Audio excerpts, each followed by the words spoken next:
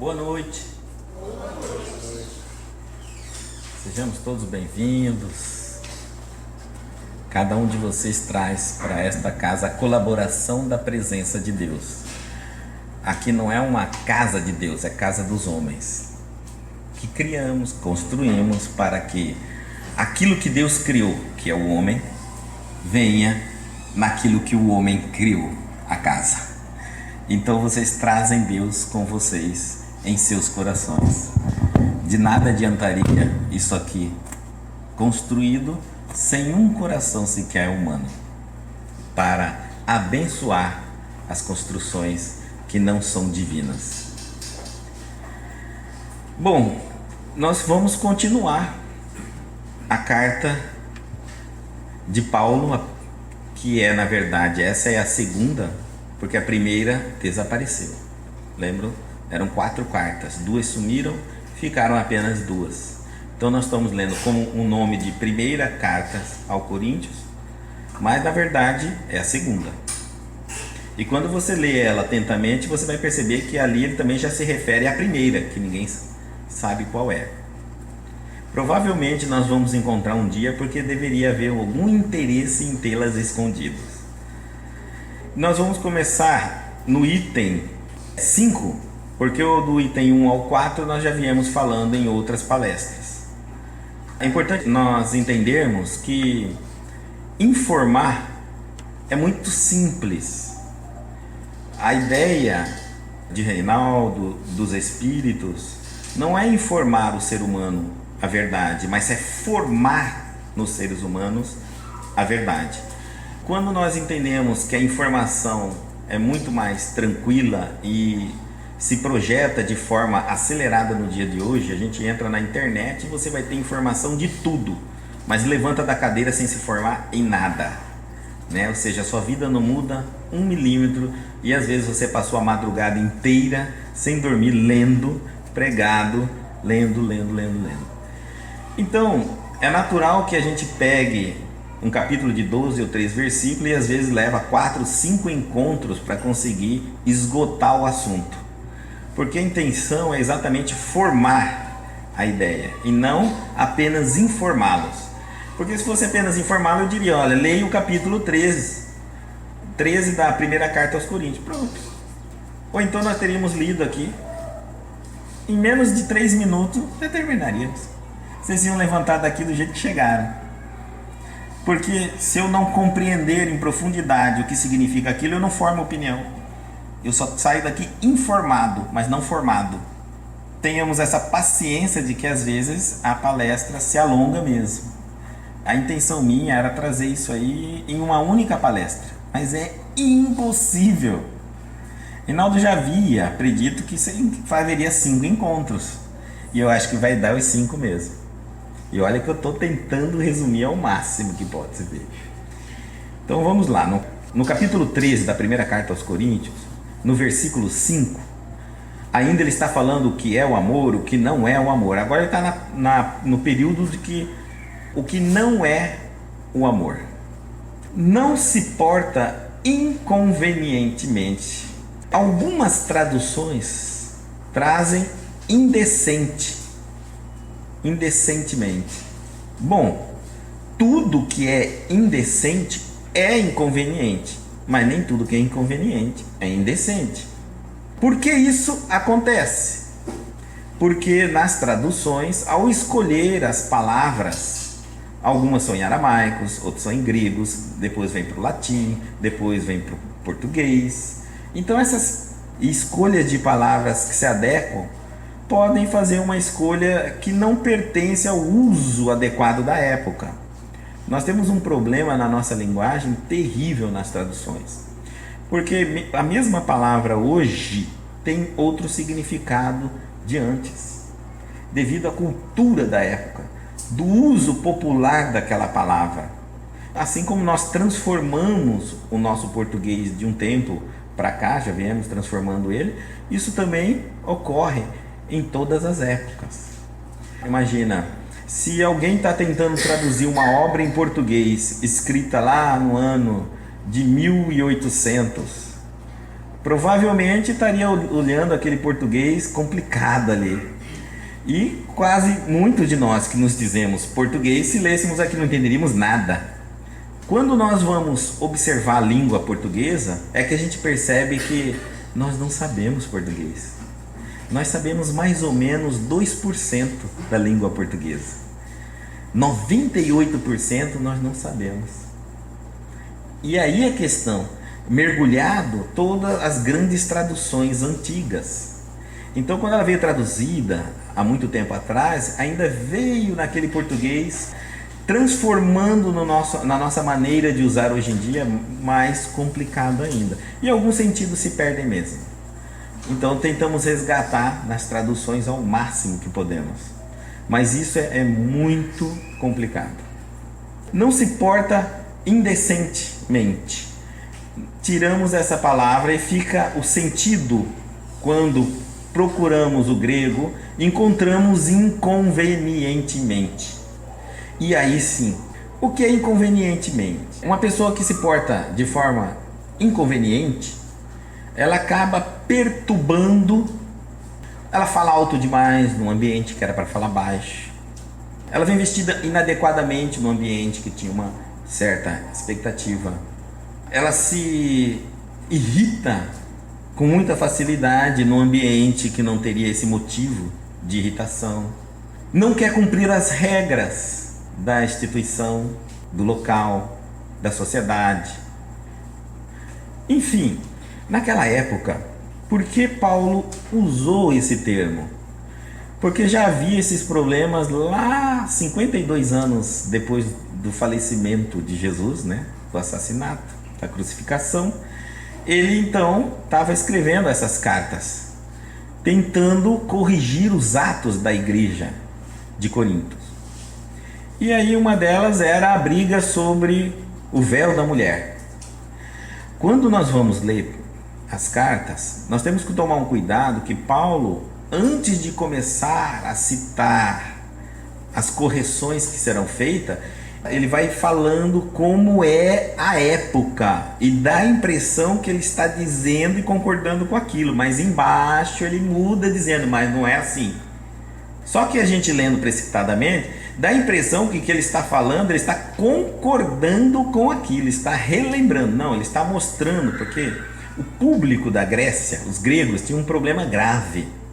Eles eram muito orgulhosos e extremamente vaidosos. Imagine que aquilo ali era o berço da cultura do mundo na época. Então ninguém ia chegar ali falando, quem é você primeiro, para poder falar ali. Então ele tinha que provar que ele conhecia todos os mandamentos para poder ter o direito de corrigir, alterar, etc. Senão, se ele chegasse apenas falando algo, ele seria completamente refutado, sem nenhuma possibilidade de negociação. Então nós vamos tomar cuidado, tá? E aqui houve um problema, porque a tradição hebraica obrigava a mulher a usar um véu para ir à igreja mosaica. Ele tinha inaugurado a igreja em Corinto, era a primeira igreja cristã. A briga era trazer essas tradições de Moisés para dentro do cristianismo. Paulo lutou muito para impedir que isso acontecesse, mas não conseguiu. Até hoje nós vemos muitas religiões lendo o Antigo Testamento em nome de Jesus. Imagina, toda a luta dele não conseguiu, trazendo mandamentos de Moisés em nome de Jesus. Ele enfrentou isso a história toda naquela época. Então eles estão dizendo assim, olha, as mulheres estão vindo para cá e não querem usar o véu, e tem que usar o véu, porque Moisés implantou isso nas sinagogas e lá as mulheres usam véu, e elas não estão querendo usar o véu. Por que existia essa história do véu? Porque a mulher tinha que ser submissa ao homem. Essa era a lei de Moisés. Submissão. A visão dos judeus é que Deus fez o homem e o homem fez a mulher com a vontade de Deus. Ou seja, Deus só criou a mulher a pedido do homem e veio do homem a mulher, enquanto o homem veio de Deus. Então, nessa visão, a hierarquia masculina era prioritária. A mulher tinha que estar submissa ao homem e o homem a Deus. E aí ela usava o véu, porque esse véu significava que ela estava então submissa a um irmão, a um pai, a alguém. Ela não poderia ir, se ela não fosse casada, ela não poderia ir na sinagoga sem dizer que ela estava submissa a algum homem. O grande problema é que naquela época as prostitutas, as mulheres da vida, elas rapavam a cabeça, que eram as mulheres que ficavam no templo de Afrodite, as 1000 sacerdotisas. Elas rapam a cabeça porque você não podia distinguir entre uma e a outra. Então todas eram iguais. E o que distingue a mulher muito entre uma e a outra é o cabelo. Então rapam a cabeça, fazia parte do cerimonial. E aí as outras também que tinham a mesma conduta de vida seguiam-se esse mesmo ritual. Ou, quando elas não pertenciam a esses templos de Afrodite, Vênus, Marte, elas então usavam o cabelo comprido sem véu. Se você viajasse no tempo, fosse naquela época andando pelas ruas e visse uma mulher de cabeça raspada ou de cabelo comprido sem véu, é uma mulher da vida. Isso significava. Com véu, ela estava submisso a alguma presença masculina, seja pai, irmão, tio, marido, filho, enfim. Bom, o grande problema é que com o judaísmo isso não tinha problema, essa era a lei e todos cumpriam, quer queira ou não. Mas como o cristianismo havia sido criado e não veio do mosaísmo, né, veio dos ensinamentos de Jesus Cristo, então migraram para o cristianismo alguns mosaicos, aí alguns gregos e várias outras religiões e pessoas sem religiões, cultos ou não, ricos ou pobres. A igreja aceitava todo tipo de pessoa. O cristianismo é aberto, não tinha que ter uma raça, você não tinha que ser hebreu. Lá ali você podia ser de qualquer religião, de qualquer local, homem, mulher, criança, de qualquer cultura. Enfim, você queria ser cristão, você podia ser cristão. E aí começou a trazer para o cristianismo aquelas culturas de outras religiões, de locais onde eles vinham. Então começou a criar aquele balbúrdio na igreja de Corinto. E Paulo então disse, olha, mas ter a mulher cabelo crescido lhe é honroso, porque o cabelo lhe foi dado em lugar de véu. Antes, olha, nós estamos lá no versículo 15. Quem quiser depois vai para casa e lê todinho. Você vai ver que ele vai falar tudo isso que eu estou falando aqui para você, né? Que depois ele vai defender que ele para com esse negócio de véu, né? Isso é coisa de Moisés, tá certo? Não tem não. Ele diz assim, mas se alguém quiser ser contencioso, quiser criar algum problema, nós não temos tal costume. Às vezes assim, você fala isso aqui, o Cristo não implantou, nem as igrejas de Deus. Então, as igrejas que utilizam esse método, segundo ele, não é a igreja de Deus. Nisto, porém, que vou dizer-vos, não vos louvo, porquanto vos ajuntais, não para melhor, senão para pior. Vocês estão se unindo aí só para brigarem, está ficando cada vez pior as coisas, está chamando a atenção deles. Puxa, um problema tão simples desse. Mas antes ele fala assim, olha, se a mulher não quer usar o véu, rapa a cabeça então. Aí ele fala assim, mas a mulher de cabeça rapada é feia. Aí que ele vai falar isso aí, mas a mulher de cabelo crescido, ele é honroso, tá certo? Tem um momento que também eles estão tentando combater o cabelo comprido. Aí Paulo vai falar que o cabelo comprido para o homem não fica bem. Aí Jesus tinha cabelo comprido. Mas ele não estava falando que não fica bem, ele estava falando que falavam que não ficava bem. Entendeu? Ele cita não está concordando com aquilo.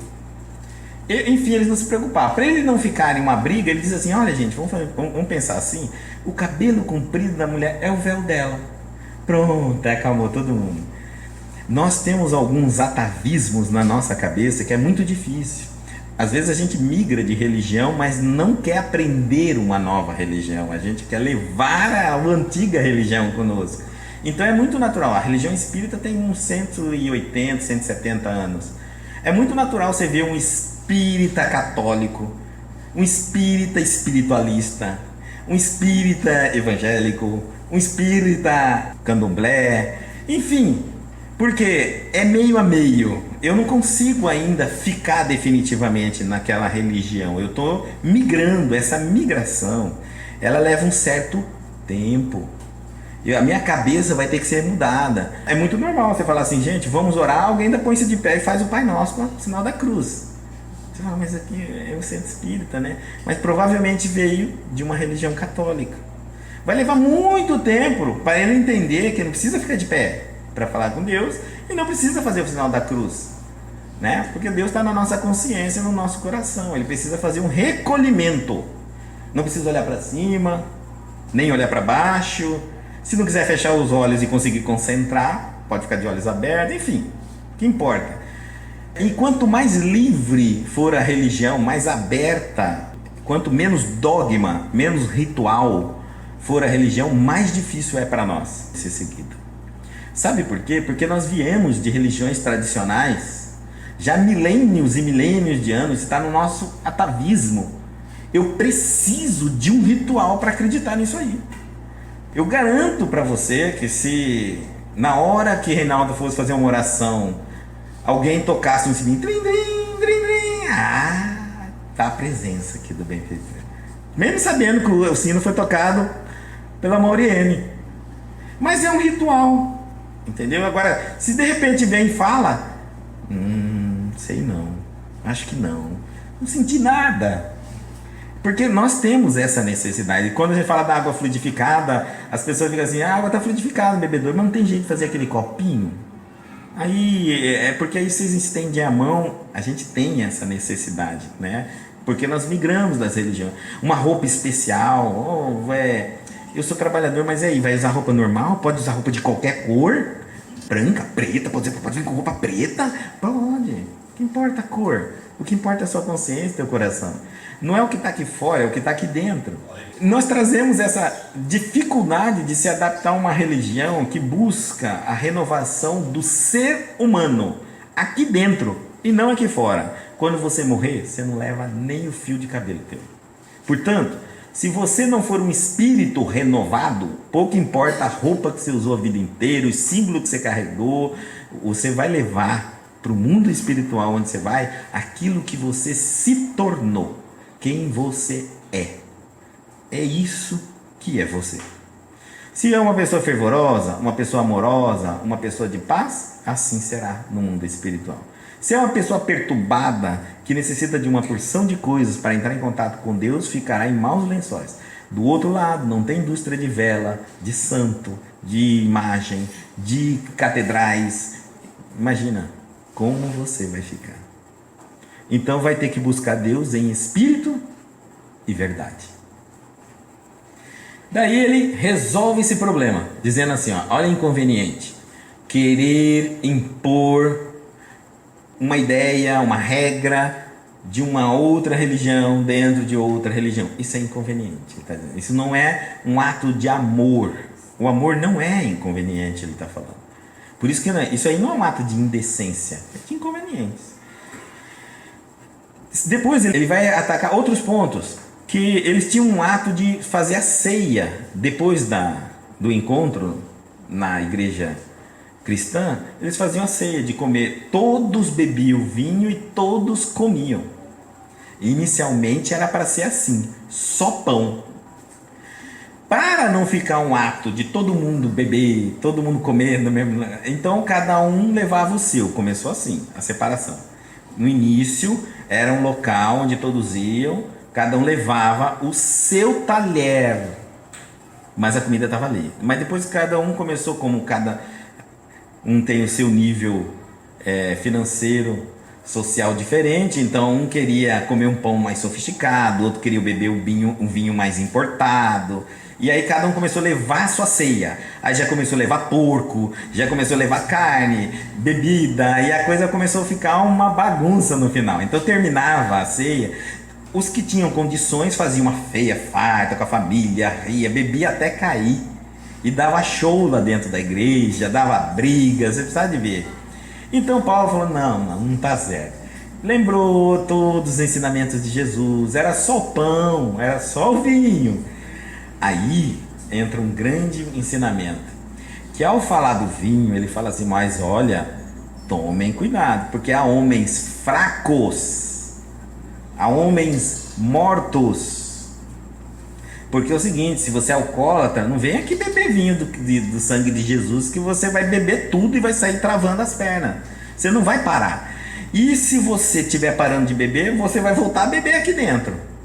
E se você tem fraqueza com bebida alcoólica, aqui é que nós vamos acabar te viciando. Então cada um tem a sua consciência, falou assim. Porque não beba aqui se você não for por amor ao Cristo. Então não traga um motivo para beber aqui dentro. Mas antes dele diz assim, ó, capítulo de número 11, versículo 21, na mesma carta, ele diz assim, porque comendo, cada um toma antecipadamente a sua própria ceia, porque começaram a levar a sua própria, família rica levava aquela ceia farta, e os pobres estavam sem levar nada, então tinha que ficar olhando os ricos comerem. E assim, um tem fome, e o outro embriaga-se. Aí ele diz, portanto, meus irmãos, tem uma série de itens lá que ele bate duro em cima deles, aí ele faz, portanto, meus irmãos, quando vos ajuntais para comer, esperais uns pelos outros, pelo menos que comam todos juntos, e dividam a ceia. No final eles vão eliminar tudo isso daí, porque isso aí foi uma tentativa de implantar algo idêntico ao que Jesus havia passado para os apóstolos, mas o ser humano, você sabe como é que é, né? Ele abusa no ritual e acaba perdendo a conotação do princípio moral da doutrina. Então muitos iam ali já para beber, para comer, tá para esperar a festa, né? Tá aqui aquela é a hora do lanche, Sofia, né? Então eles já estavam. Então ele vai falar anteriormente, olha, vocês não comem em casa? Ele vai falar nessa carta aí. Quem tem casa, come em casa. Lá é ceia, não sei o que, ele vai falar um monte de coisa, chamando mesmo os cristãos para reformar a mente e não usar aquilo ali para uma festa. E aí, essa inconveniência é tudo na nossa vida. O amor, ele não é inconveniente. Quando nós amamos e estamos vibrando na frequência do amor, eu tento entender e compreender, sentir e perceber o ambiente que eu me encontro. Eu não estou ali para impor, eu estou ali para frequentar, viver. E mesmo em casa, em todos os lugares profissionais, sociais, algumas pessoas se tornam inconvenientes porque elas não percebem quando saem do local de trabalho e chegam em casa. Então elas saem do local de trabalho, estão nervosas com o trabalho, chegam nervosas dentro de casa. Inconveniente. Brigaram em casa e vão para a igreja. Chegam na igreja, nervoso. Inconveniente. Nós nos tornamos inconvenientes porque estamos desligados de normas, regras, disciplina, mas antes existe uma coisa muito maior de tudo isso, chama-se a lei de Deus. Quando eu não conheço a lei de Deus, eu provavelmente sou aquele inconveniente em todos os lugares que eu vou. Porque onde está o meu limite? Não tem, porque quem estabelece esse limite? As leis de Deus. O meu limite termina onde começa o do outro. E nós, brasileiros, estamos ficando popularmente conhecidos como o jeitinho brasileiro. É o jeitinho de burlar regras, leis. E nós estamos, às vezes, usufruindo desse direito. Eu chego no local, ele fala assim, ó, primeiro atender idosos, mulheres com crianças de colo, deficientes físicos. Aí o que eu faço? Eu entro na frente. Se ninguém tá vendo, ninguém vai me tirar aqui mesmo. A placa tá lá, idosos, eu paro meu carro. E desço. Se não é ninguém me cobrar, fica ali mesmo.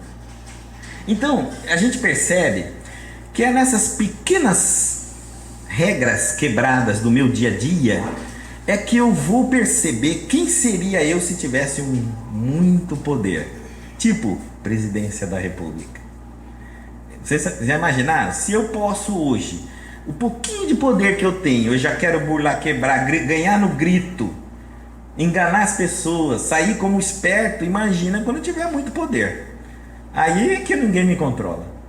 Porque eu vou fazer isso em doses muito maiores. Então, ele está chamando a atenção da inconveniência, que um cristão tem que ser conveniente. Ele tem que ter aquela capacidade de perceber. Olha, uma vez conversando com um jovem, perguntei o que ele entendia como liberdade. A definição fica, mas não fica em nada. Porque, gente, liberdade é a alegria e a felicidade que eu sinto em cumprir uma norma, uma regra, uma disciplina, uma lei. Isso é ser livre. Ser livre não é fazer o que quer, isso é bagunça, balbúrdia, libertinagem. Ser livre é ser capaz de cumprir a regra do ambiente que eu me encontro com paz no coração, sabendo que estou fazendo a minha parte da melhor forma que eu posso fazer. Então, não existe liberdade. Se nós eliminássemos todas as regras e as leis humanas, estaríamos submissos às leis de Deus, e isso ninguém escapa. Portanto, nunca vai haver um lugar que você possa fazer tudo o que você quer. Não existe isso. Só tem um lugar livre, seu pensamento, sua consciência. E assim mesmo, se ele gerar energia, vai ter consequência. Então, se você pensar algo negativo e gerar um campo de energia, já tem consequência para as células do teu corpo. Tá certo? Então, vamos dizer assim que não existe nenhum lugar. Então, o que é ser livre? Porque eu quero a liberdade, eu quero ser livre. Livre. Primeiro, para você conseguir ser livre, você precisa ter educação. A educação que vai fazer você ter vontade de seguir as regras.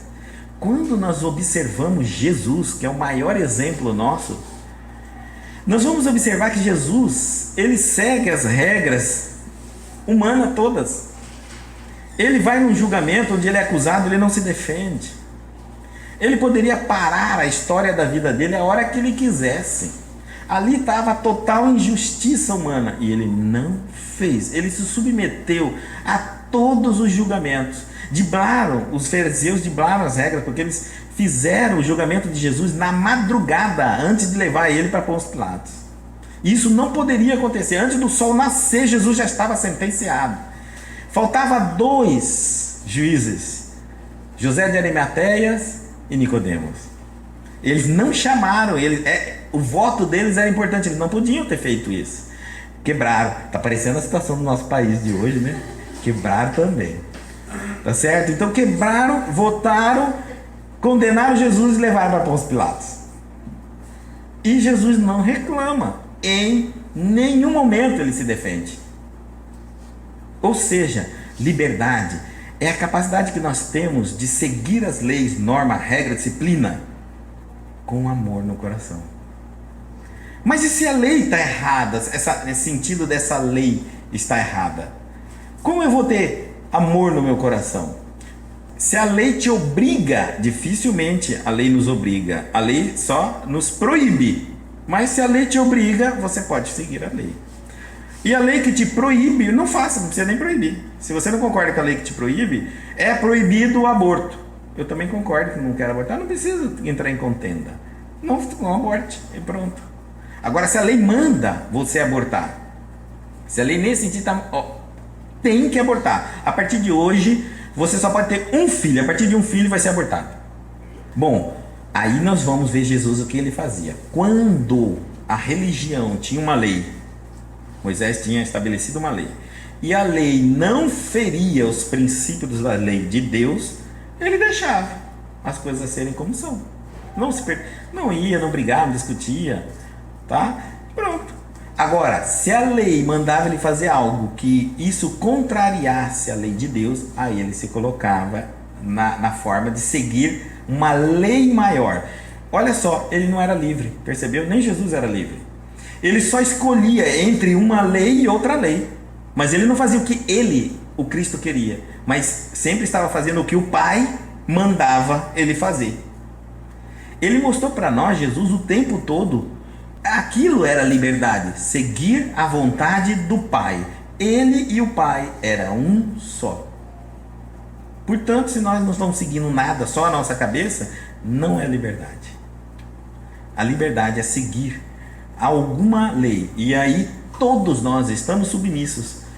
Todos os reinos minerais, vegetais, animais, hominais, angelicais, todos os reinos estão submissos à lei de Deus. Portanto, pode nós correr para onde for, mas pelo menos a lei de Deus você tem que cumprir. Depois ele diz assim: não buscar os seus interesses. E aqui é uma coisa muito difícil, porque normalmente a religião ela nos proporciona conforto, paz, entendimento, e isso faz com que nós, refletindo, nos transformamos em seres humanos melhores através da reforma íntima. Fazemos a reforma íntima e vamos nos tornando hoje melhor que ontem, amanhã melhor que hoje. Ou seja, hoje eu sou uma pessoa nervosa, grito muito, amanhã eu sou uma pessoa muito calma, respeito, não grito e assim sucessivamente. Só que essa confusão toda faz com que as pessoas acabam indo para a religião, mas com um processo de negociação com Deus. Então eu quero um emprego, quero um marido, quero um namorado, quero uma namorada, quero uma esposa, quero filho. E aí eu começo a fazer negócios com Deus. Da seguinte forma: quando eu quero, eu vou. E alguns chegam a criar um critério da seguinte forma: olha, faz tempo que eu não vou na religião, eu tive um problema aí muito tempo atrás e graças a Deus nunca mais tive problema e nunca precisei mais ir na religião. Então, como se a religião fosse um hospital, um pronto-socorro que a gente reza para não precisar estar lá. E não é. A religião é a escola da vida. É lá que eu vou entender como funcionam as leis da vida, qual é a minha parte, o que eu devo fazer, o que eu devo entender, como eu entendo as situações difíceis, os conflitos. Não buscar os seus interesses é exatamente não ir em busca apenas de si próprio, fechado dentro do teu egoísmo. E sim, atender a necessidade dos outros. É dentro do local, é da igreja cristã, é que nós temos que treinar o maior mandamento, caridade. É aqui dentro que eu fico de olho em alguém que está sofrendo, para oferecer um conforto de uma palavra, para fazer uma amizade, para dar ensinar alguma coisa que eu tenha, para dar um passe, enfim, para me dividir. É na igreja que eu me multiplico, é na igreja que eu me torno útil, não é isso? É lá que eu ganho uma função.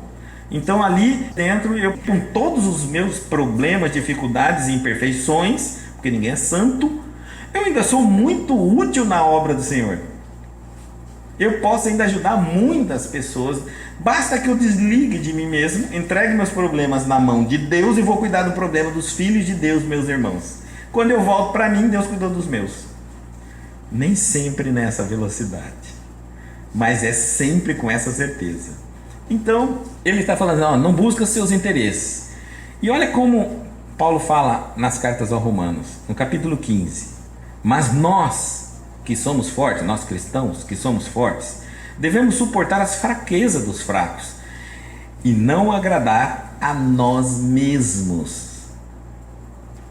Ele está falando por causa da vaidade, do ego. Portanto, cada um de nós agrade ao seu próximo no que é bom para edificação. Cuidado, né? Bom, no que é bom para edificação. Bom para edificação, bom para evolução, transformação. Não é mimar ninguém. Antes uma disciplina que transforma o ser humano num homem de bem do que um amor que não educa. Reinaldo que nos deu essa frase. Que eu consigo entender que às vezes a disciplina é melhor que ainda um amor, que ainda não sabemos colocá-lo em prática para a evolução do meu semelhante. Eu acabo misturando com mimo, e aí o mimo mata o amor de quem é mimado e o respeito por você. Se você quer ser odiado, mime alguém, e você vai ser considerado o pior ser humano, porque o nosso inconsciente sabe.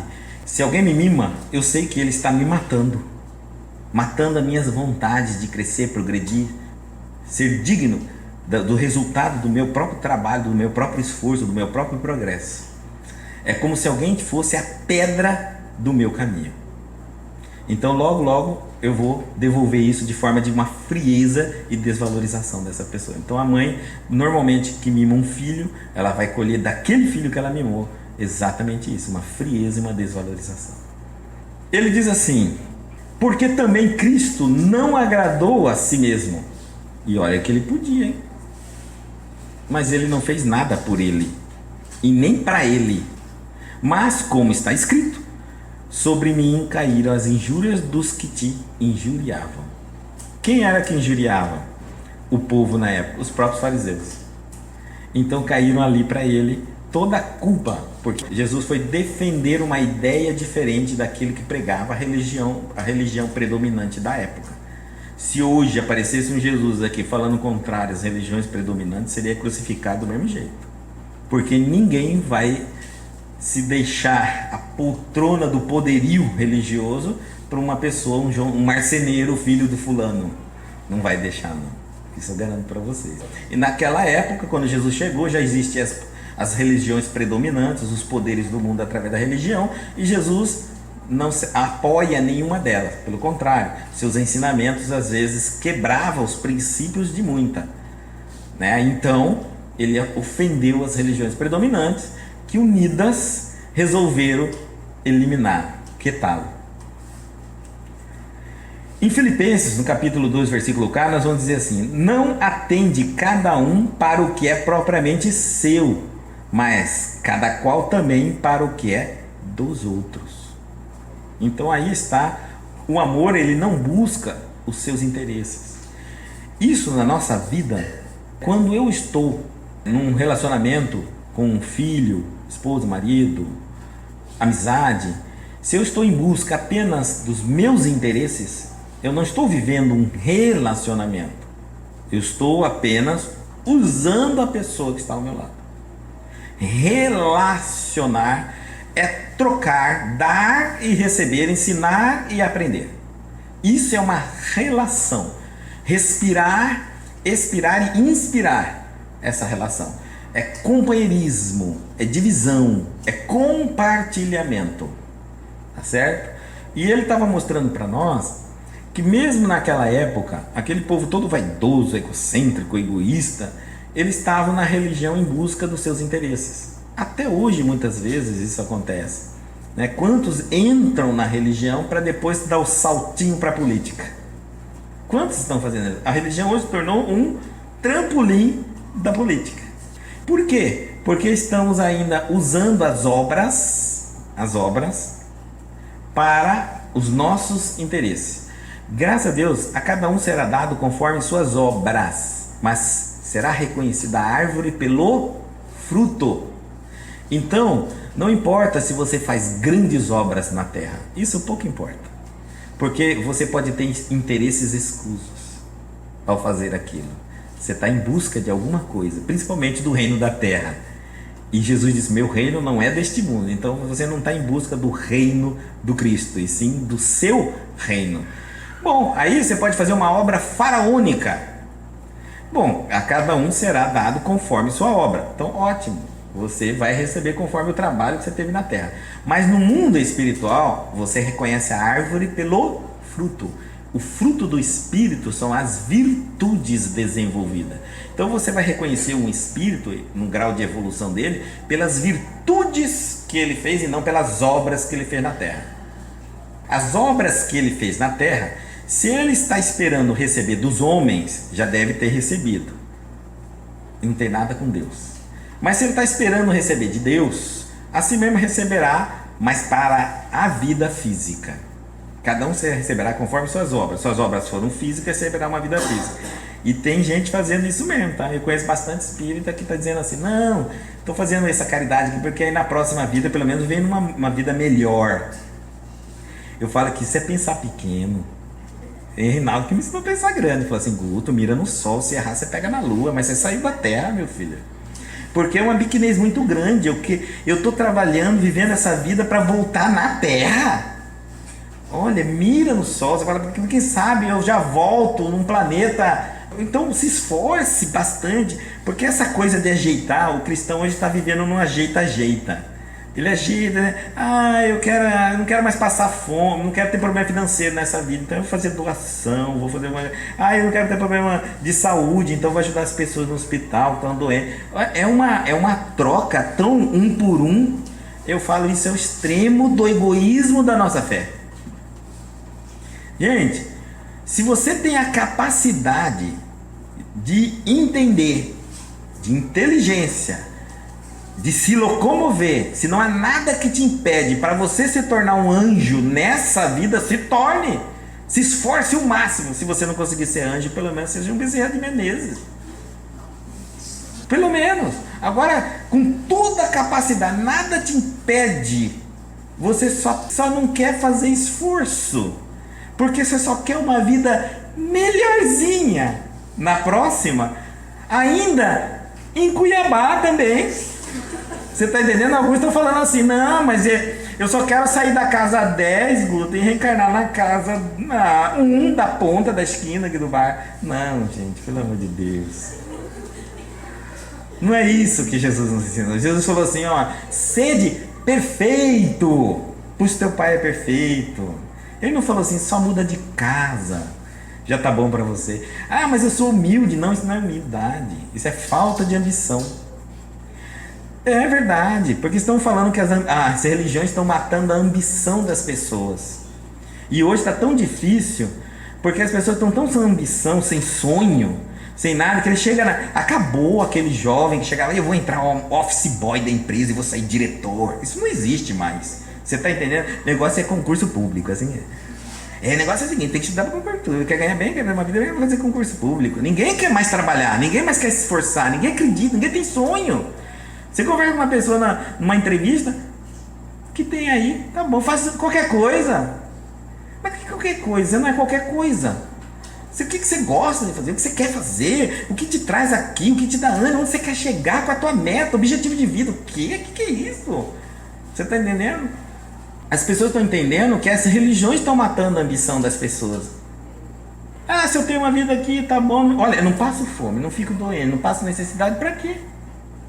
Não, gente, ambição é bom, ganância que não é boa, mas ambição de melhorar em todos os aspectos na sua vida, por favor, tenha. Melhore espiritualmente, cresça, desenvolva moralmente, desenvolva eticamente, desenvolva intelectualmente, desenvolva fisicamente, financeiramente, amorosamente, cresça. Nós precisamos desenvolver, se contentar com tudo. Uma coisa é aceitar, outra coisa é se contentar. Nós estamos falando aqui desse contentamento. Isso não. Olha, eu faço tudo certo, correto, mas eu não consigo vencer na vida. Tudo bem, aceite. Você precisa passar por algum motivo, você precisa. Você está fazendo tudo certo? Está se esforçando mais? Estou. A hora o outro pode se esforçar mais, você fala, não, deixa assim. Na próxima vida. Você vai conversar com o jovem, fala, e aí, que você vai chegar, vai fazer faculdade, o que você vai fazer? Concurso. Mas você tem esse dom de ser funcionário público? Não. Você formou em quê? Formei em psicologia. Aí eu falo assim, e vai fazer concurso pra quê? Fiscal do INSS. Mas, gente, e aquele sonho que a gente tinha? Não, eu vou sair, eu vou lutar, eu vou ser alguém diferente, eu vou fazer a criatividade. Está faltando a terceira inteligência. Já tem 20 anos a divulgação da terceira inteligência. Nós estamos parados na inteligência emocional, Dr. Daniel Goleman. Já passou, isso aí é antigo.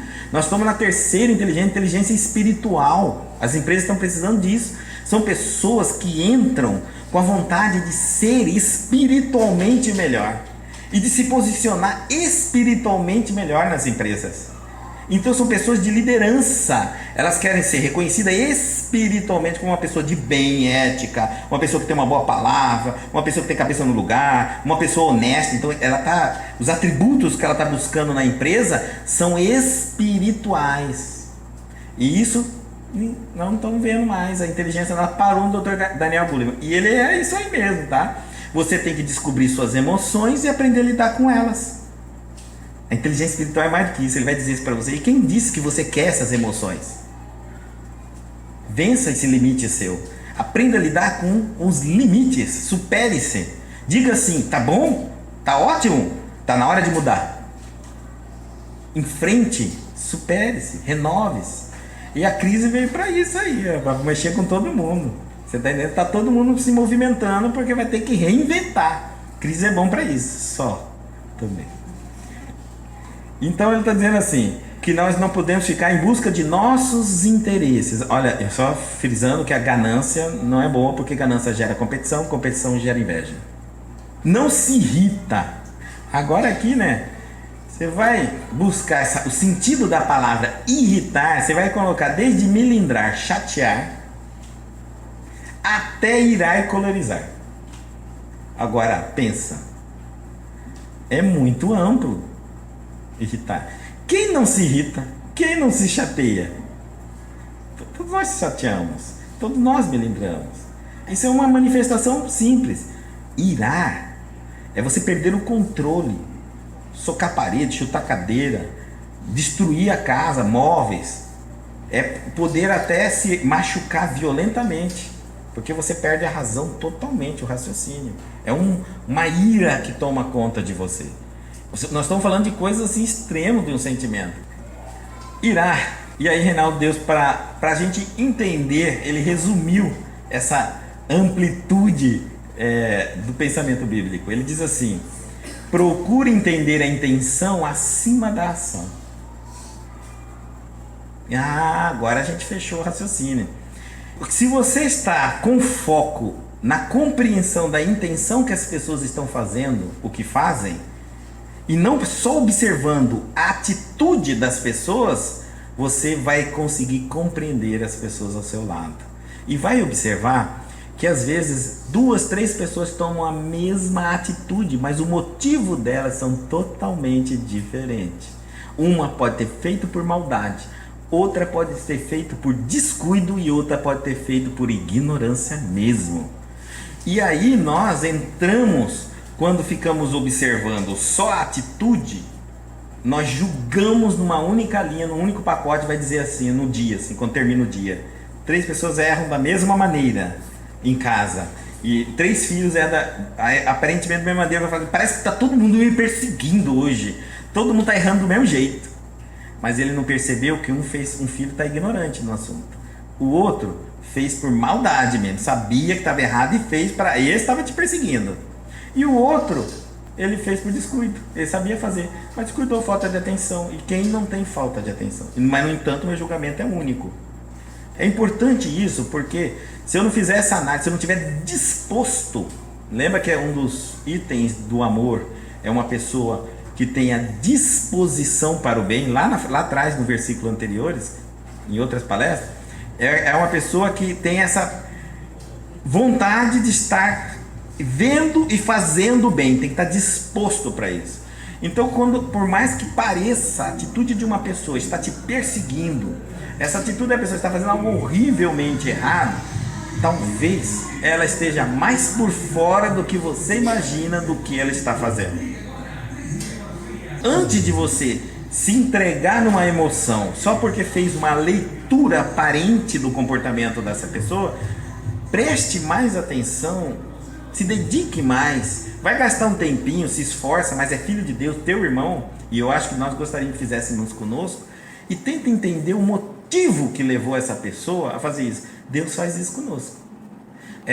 A lei de causa e efeito, ela não está ligada à atitude sua, mas à intenção da atitude. Então, eu miro para matar alguém, e a hora que eu atiro, Deus desvia a bala.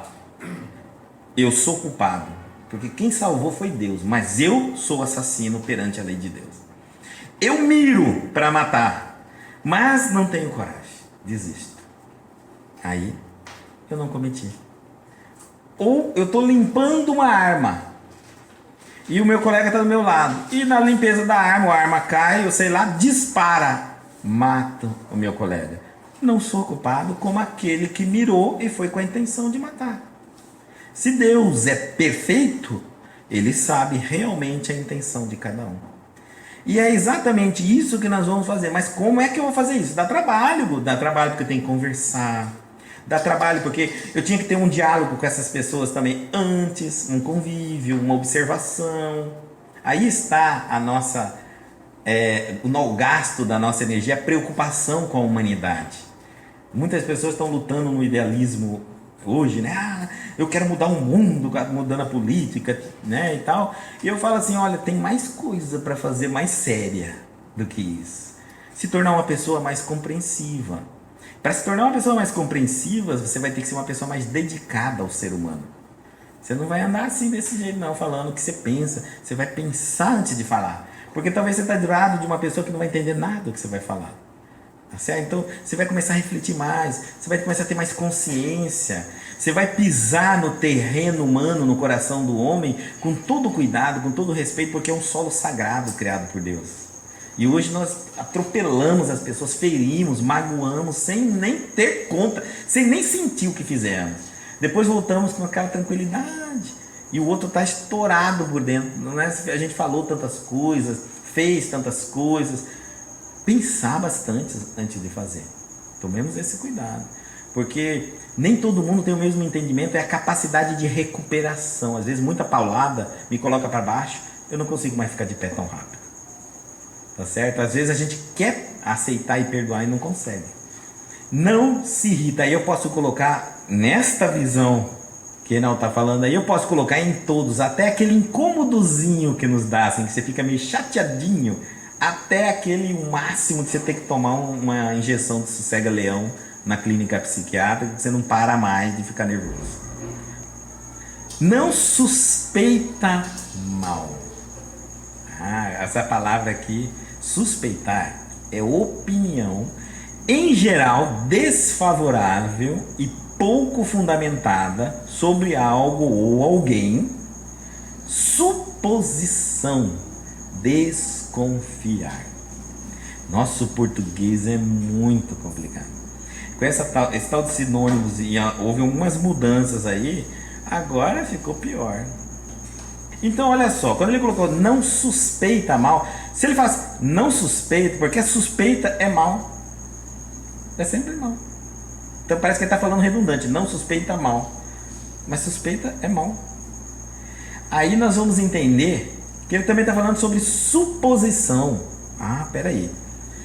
Divaldo Franco, conversando, acho que foi com a Mari, né, Mari? Um livro Espelhos da Alma. Olha como são curiosas essas coisas. A gente conversando, ela vai me fazer uma pergunta que cai no texto que vai ser dado na palestra, na continuidade de uma palestra anterior. Incrível, né? E aparecia lá Joana de Anjos definindo suposição. Sabe o que ela fala? Que suposição, toda vez que a gente faz uma suposição, eu estou enxergando eu mesmo e projetando. Projeção. Você fala, meu Deus, suposição é projeção? É projeção. Porque há uma diferença entre você dizer eu sou precavido, eu sou previdente. Há uma diferença enorme. Suposição é quando você fica pensando assim, eu acho que fulano não vai vir hoje. Isso é uma suposição. A suposição nos perturba. Você pode pensar assim, eu acho.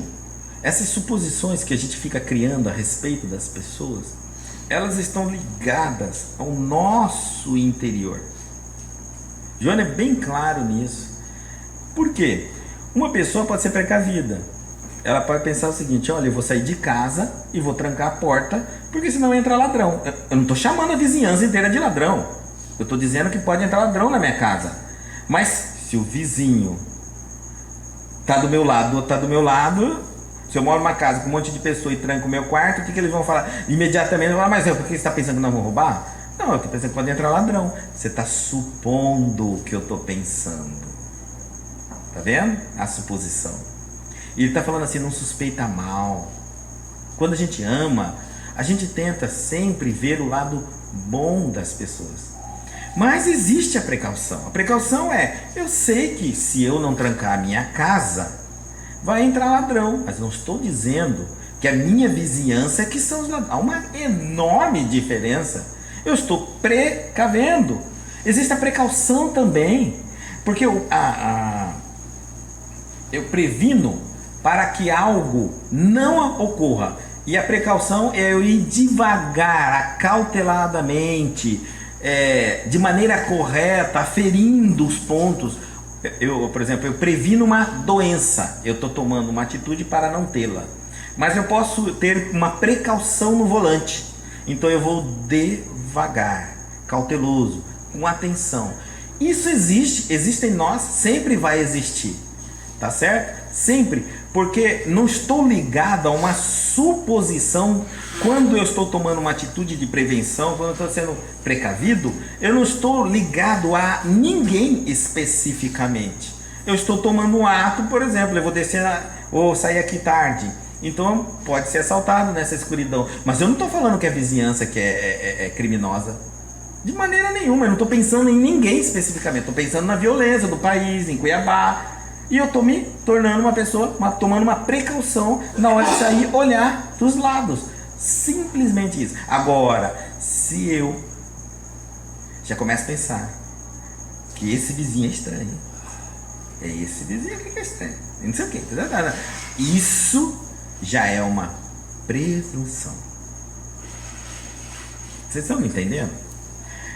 A diferença entre eu ser uma pessoa prevenida e precavida e ser uma pessoa que suspeita mal, eu estou sempre vendo ao lado negativo de alguém ligado diretamente pessoas. Eu tenho nomes, personagens.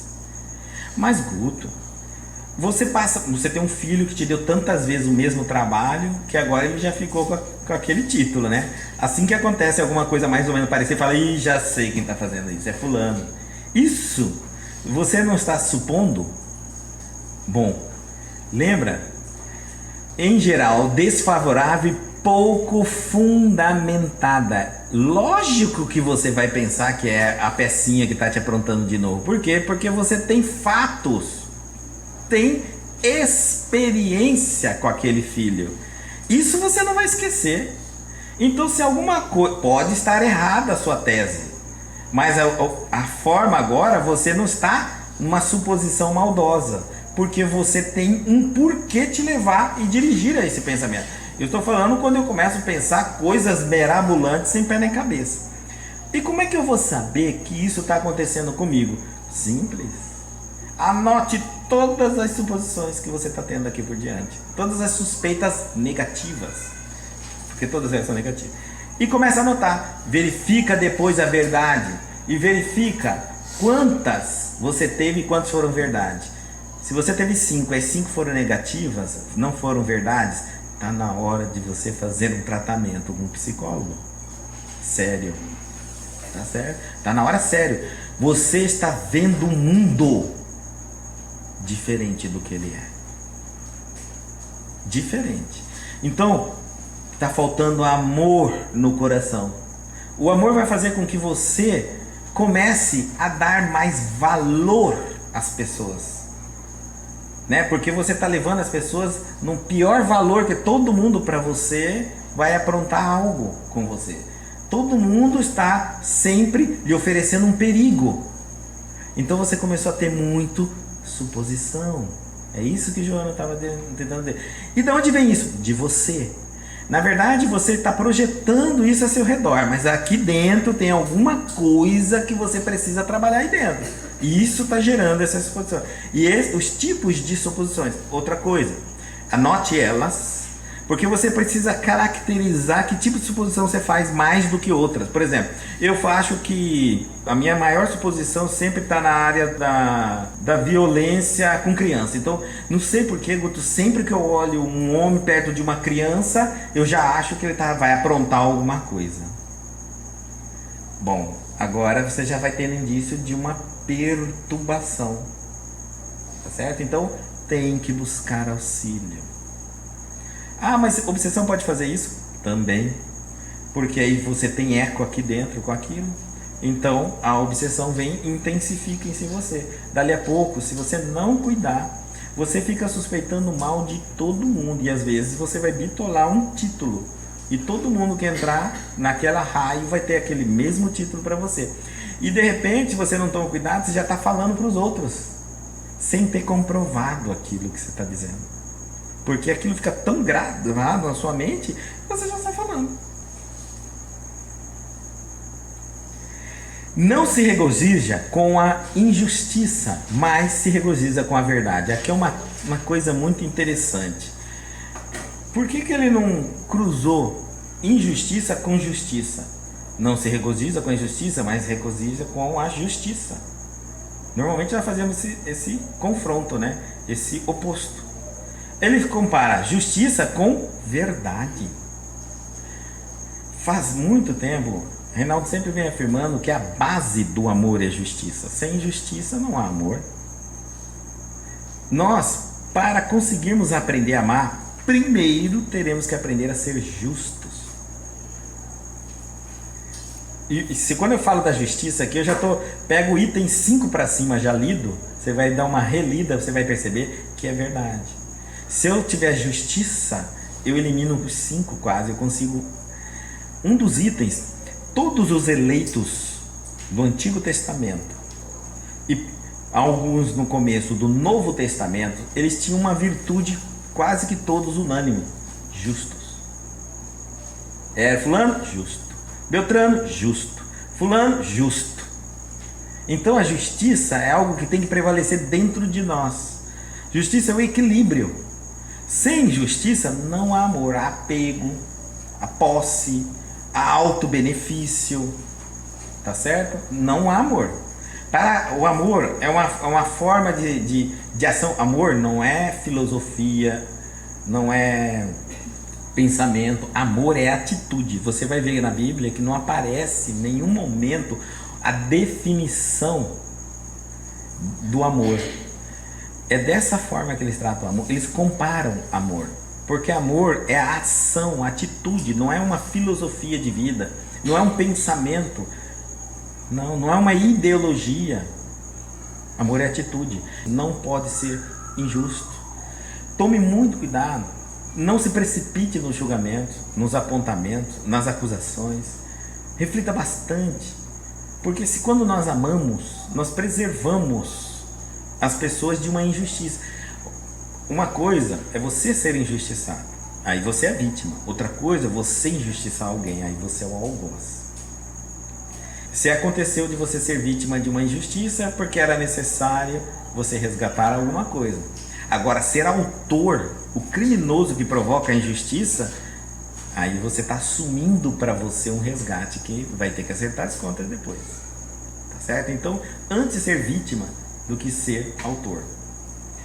E ele regozija com a verdade. Gente, a verdade é algo muito complexo. Quando você vai atrás dessa tese, o que é verdade? Muito complicado, né? Não é isso? O ser humano, nós criamos até hoje, a entrada do século 21, ainda estamos criando sistemas filosóficos. Nossa, mas tem tanto sistema filosófico. Eu estou mostrando para vocês um grupo, cada grupo tem subgrupos, que vai longe isso aí, vai longe mesmo. Nós não vamos discutir nenhum deles, tá? Isso aí seria uma faculdade, uma universidade. Então nós não vamos fazer isso de maneira nenhuma, mas só para vocês verem o que é um sistema filosófico.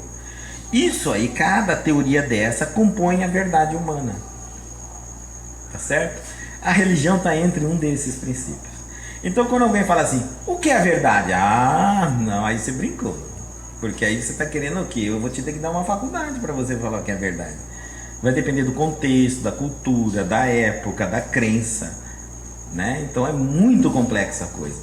Mas Jesus resume tudo isso aí.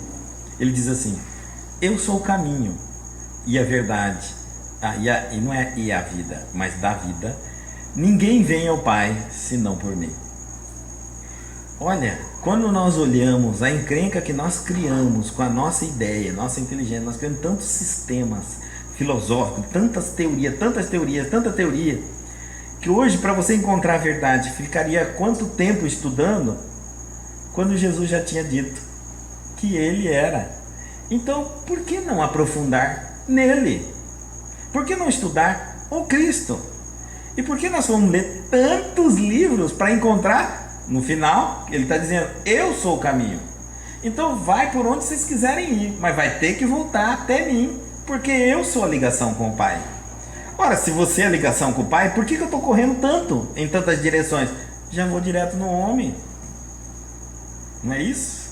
Às vezes eu vou atrás de diversos tipos de adorações, manifestações, mas no final, gente, você vai ter que voltar ao Cristo. Mas isso aí não é um voltar ao homem Cristo, ao entendimento dos seus ensinamentos. Eu sou o caminho, ele não está dizendo que ele, a personalidade, Jesus o Cristo é o ensinamento. O teu Cristo interno é o caminho que você tem. O caminho que você tem com Deus não está aqui fora, o caminho que você tem com Deus está aqui dentro. Numa imersão de si mesmo para entrar em contato com o teu Cristo interno, que é a ligação sua com Deus, através da intuição. Depois de encontrar o seu Cristo interno, como Jesus encontrou o Cristo dele, Antônio vai encontrar o Cristo dele, Maria o Cristo dela, esse Cristo interno adormecido no barco da sua vida, você vai despertá-lo. Então nesse contexto, ele é o caminho e a verdade, é a fonte de sabedoria. Onde está escrita a lei de Deus? Os Espíritos respondem, na sua consciência. Na consciência. Então não adianta eu debruçar em cima de estantes e ler inúmeros livros filosóficos para encontrar a verdade, quando a única verdade é o caminho ensinado por Jesus.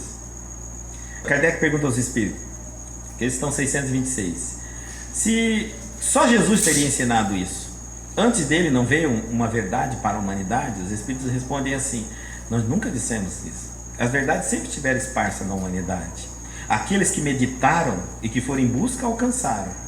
Mas ao divulgar essas verdades se perderam em superstições e em ignorância. O ensinamento que o Cristo trouxe não é dele, o Cristo, é a lei de Deus.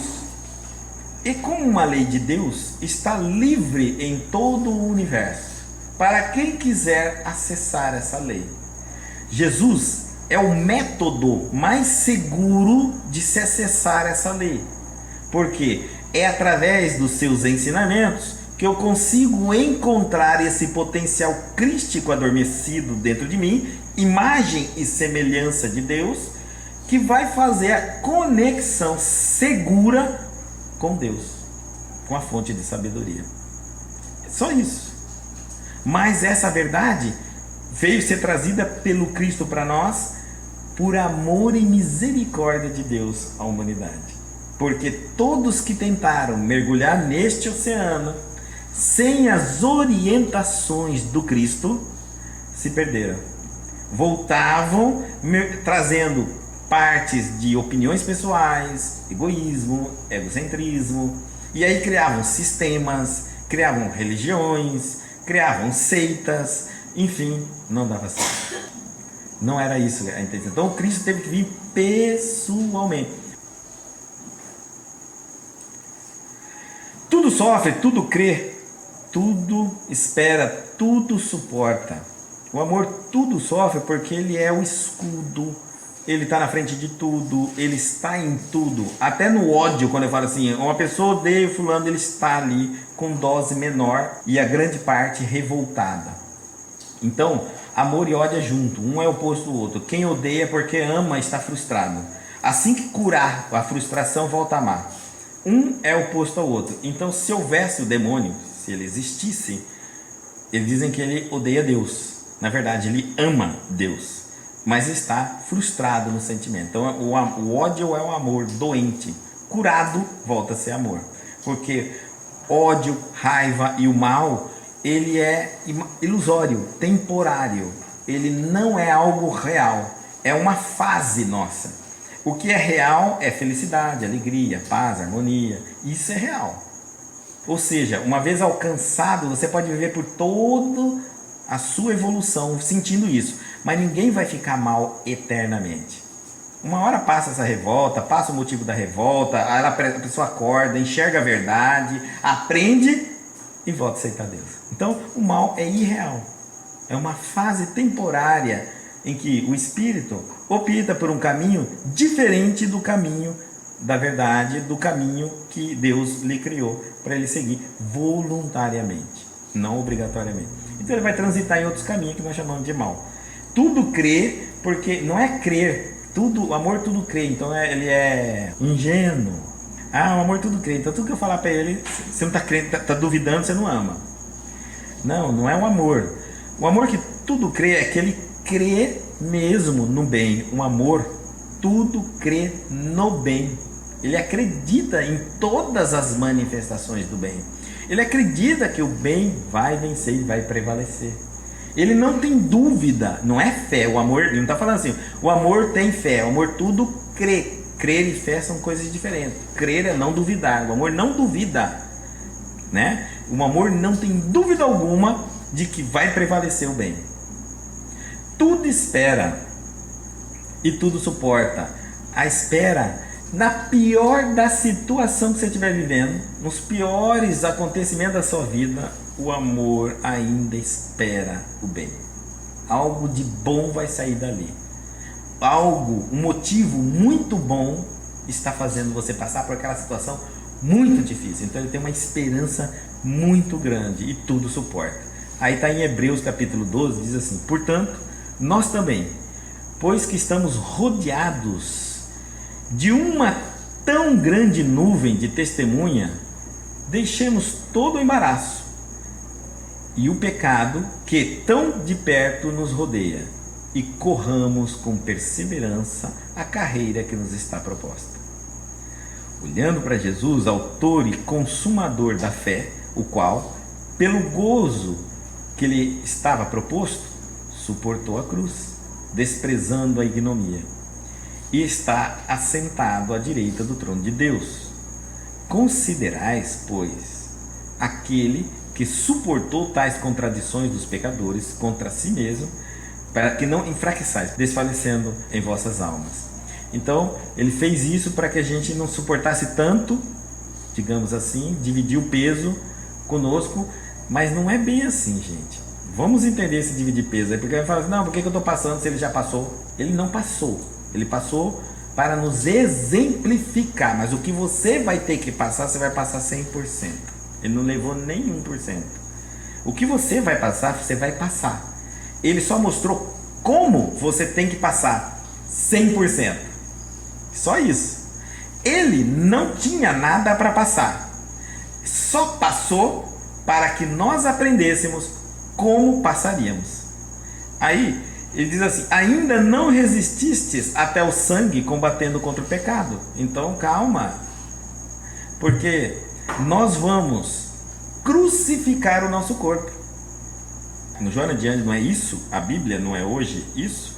A história nossa de evolução não é mais agora. No passado foi a história de um povo. Depois, no segundo entendimento, é a história de Jesus. E no terceiro entendimento, é a minha história escrita ali.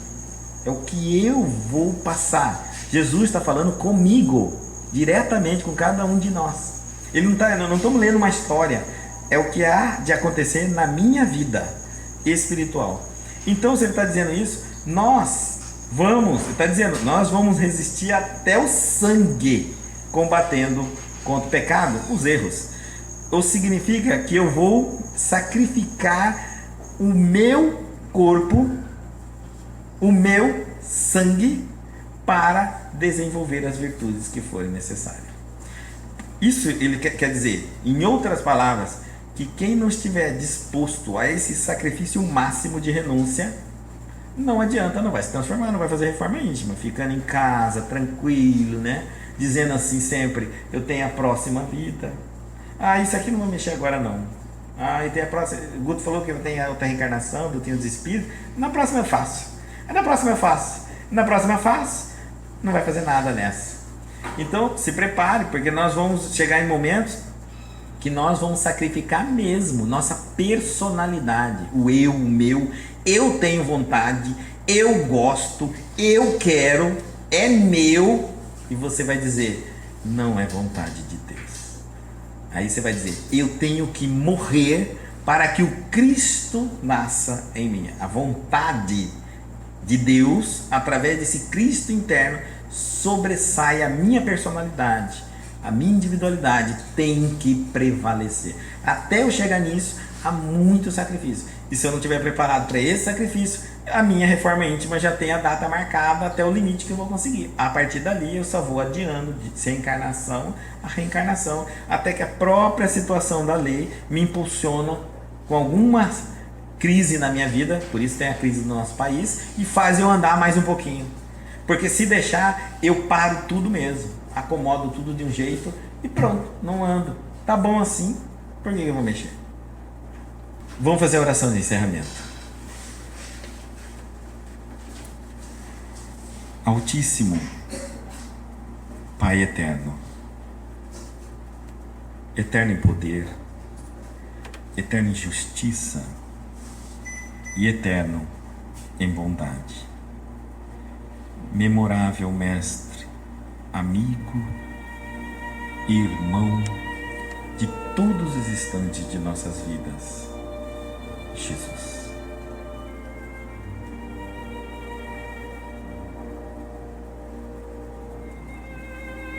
Com os olhos no passado, a história teve por si só um desenrolar, guiado pelas mãos de inúmeros benfeitores,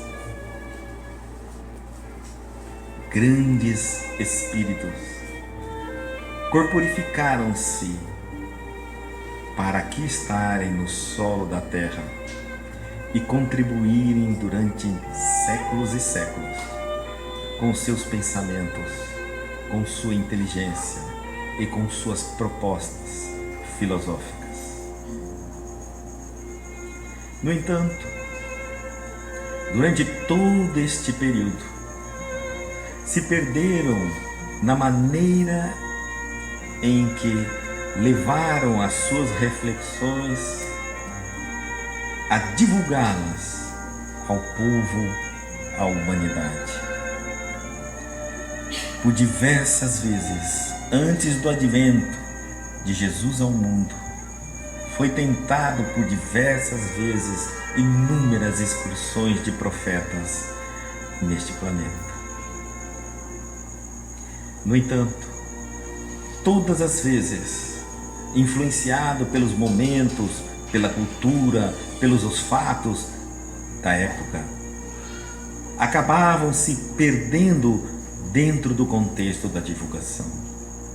Ainda assim, por mais evoluído que fossem, estavam limitados com as propostas do corpo carnal. Jesus seria o único que teria visto o Pai face a face. Seria o único que poderia dar o testemunho de tamanha expressão e trazer uma figura impoluta durante toda a sequência histórica. Jesus teve a sua preparação. Mesmo assim, chegando neste planeta, cumprindo a sua missão de forma impecável, ainda provocou a revolução do pensamento humano. A humanidade não estava ainda preparada para receber os seus ensinamentos. Deixou muitos deles em fórmulas de cápsulas. Mais tarde, aguardava que este pensamento se desdobraria em raciocínios de inteligências mais aprofundadas. O tempo passou. Vivemos uma era de tecnologia. Mas o ser humano ainda pensa que a solução da sua vida virá agora, não mais pela mão de Jesus, não mais pelos ensinamentos do Cristo, não mais pelos seus exemplos diante da terra.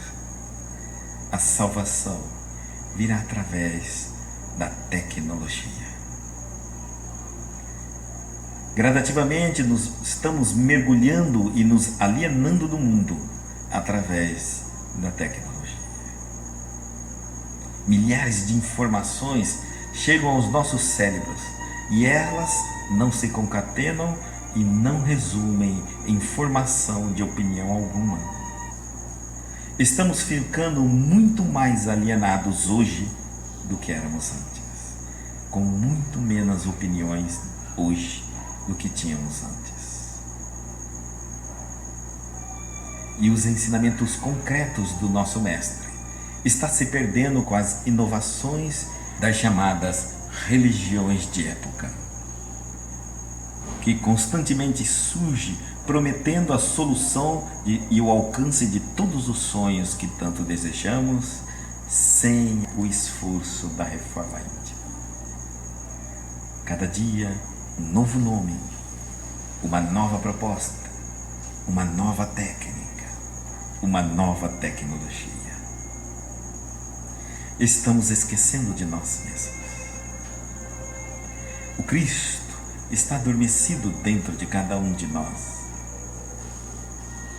E cabe a cada um a responsabilidade e o trabalho de despertar,